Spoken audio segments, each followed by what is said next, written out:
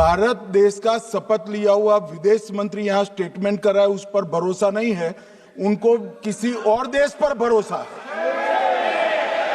मैं समझ सकता हूं उनकी पार्टी में विदेश का महत्व क्या है।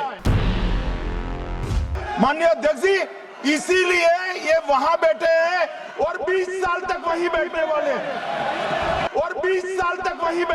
हैं।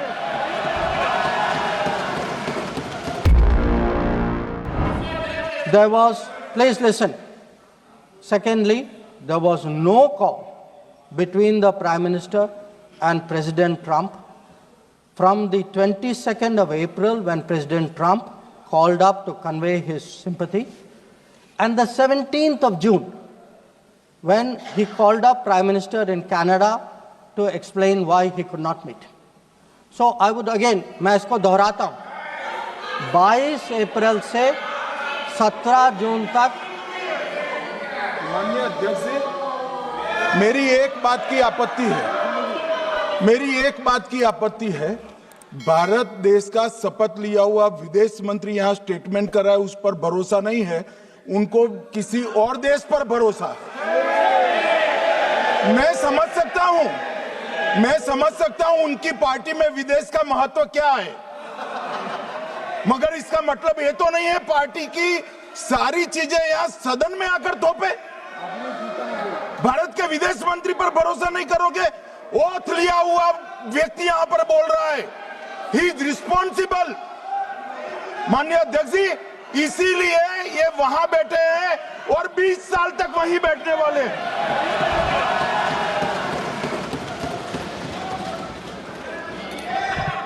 Honorable Speaker, sir, in the course of the debate today, some points were made by members of the opposition.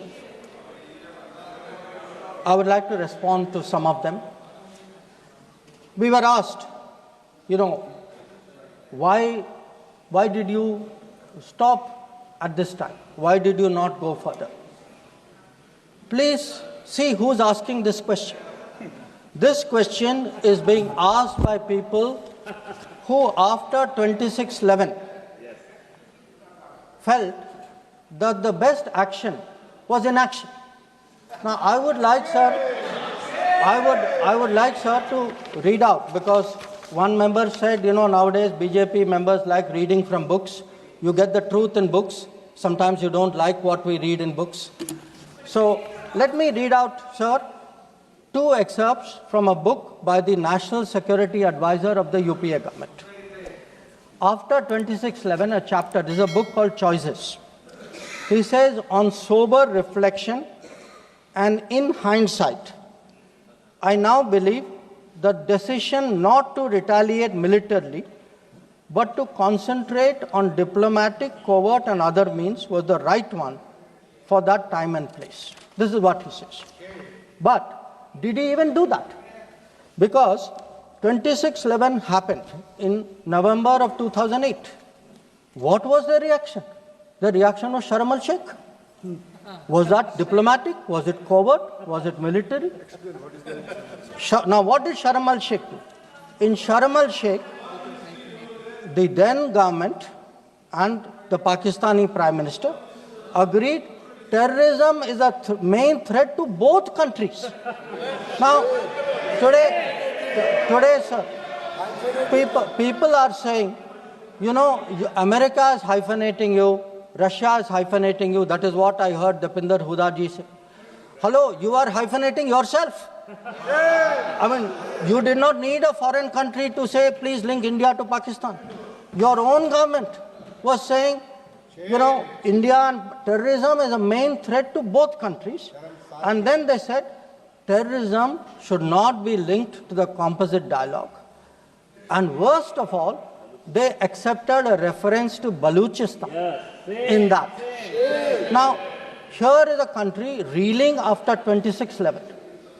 And you are equating Baluchistan and 26/11, what happened in Mumbai, and you are saying that the perpetrator and the victim have both got a problem.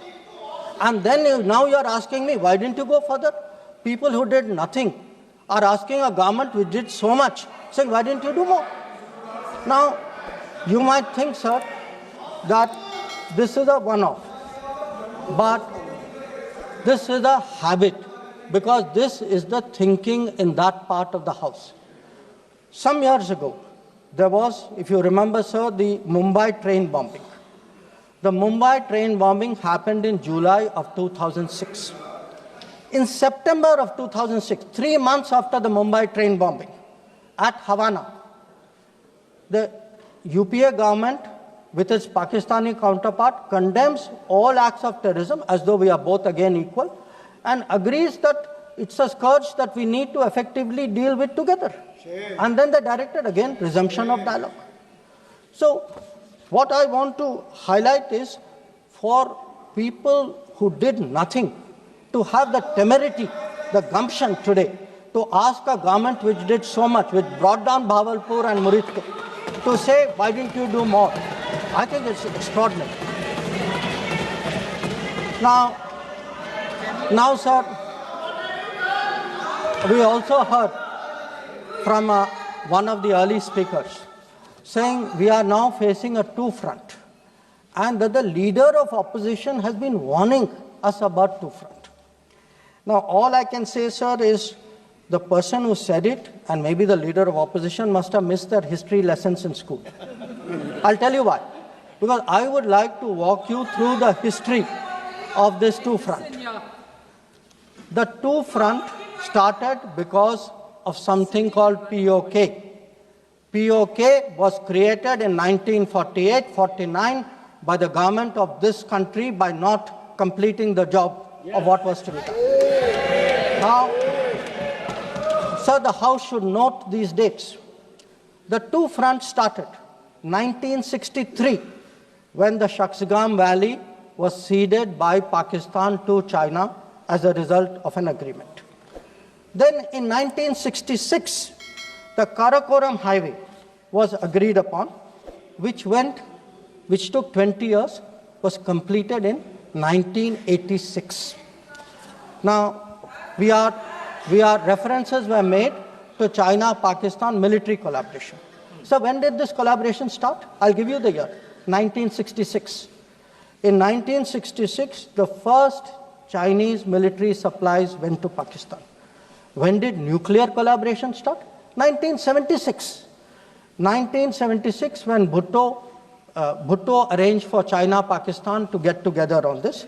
And in 1980s, when Prime Minister Rajiv Gandhi was visiting China and Pakistan, that was when the nuclear collaboration was at its height. Now, let me go further. You will say, why are you talking history? So let me bring this further up. 2005, Pakistan-China Treaty of Friendship and Cooperation. 2006, Pakistan-China Free Trade Agreement. 2013, handing over of Gwadar to China, Gwadar port to China. May 2013, announcement of China-Pakistan Economic Corridor. So, sir, we are getting warnings about a US-China, Pakistan-China collaboration, when this collaboration has been going on for 60 years. Now, let me also address two other points. There was a reference made to IMF, that, why did you not stop? Why did you not stop? आपने सवाल उठाया तो जवाब भी सुनना पड़ेगा. आपने उठाया ना, आपके उपनेता ने उठाया, आपने सुनो जवाब. अब जैसे सवाल करोगे वैसे जवाब सुनने पड़ेंगे. Sir, the IMF loan which was given was approved in September 2024. It was an extended fund facility of $7 billion. Now, sir, the House should know, Pakistan is a serial borrower from the IMF. I think 16 or 17 times they have taken IMF package. Now, very interesting comparison, sir. In 2008, Pakistan got a standby arrangement of $9.70 billion. In 2013, it got another one of $5.9 billion. So the very people who are concerned today at a $7 billion package should remember A 15 billion package went through for Pakistan during that tenure. Now, reference was made, sir, to FATF.